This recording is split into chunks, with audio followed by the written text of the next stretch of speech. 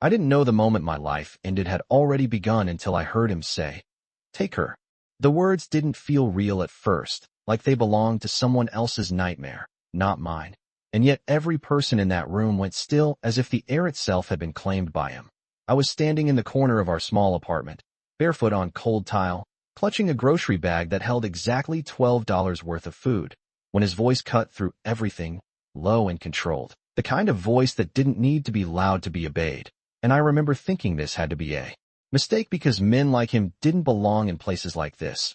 Not in buildings where the elevator barely worked and the hallway lights flickered every other second. 24 hours earlier, my biggest problem had been whether I could stretch my paycheck until next Friday, whether I could keep the electricity on for another week, whether my dad would finally show up sober for once. And I had believed, stupidly, that I still had control over something, anything. But now there were men in tailored suits standing in our living room like they owned it, like they owned the walls, the floor, the air I was breathing. And at the center of it all was him.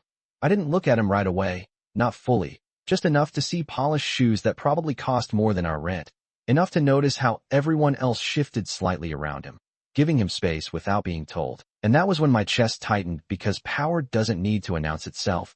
It just exists and people adjust. And I realized too late that this wasn't a visit. It was a collection. My father's voice broke somewhere behind me, shaky, desperate, saying things that didn't sound like him, numbers that didn't make sense, promises that felt thin even to my own ears, and I turned just enough to see his face, pale and hollow, like something had already been taken from him long before these men arrived.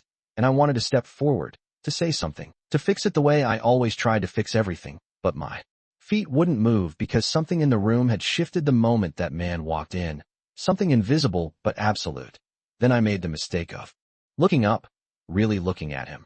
And for a second the noise around us disappeared, my father's voice, the hum of the broken fridge, even my own breathing. All of it faded under the weight of his gaze, because he wasn't looking at the room. He wasn't looking at my father.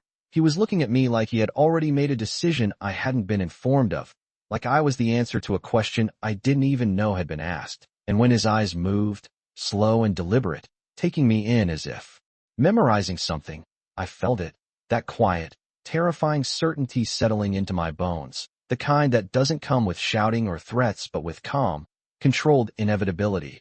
And that's when he spoke again, just 2 words, but they landed heavier than anything I'd ever heard, because in that moment, without touching me, without asking, without even raising his voice, he rewrote everything I thought my life was going to be.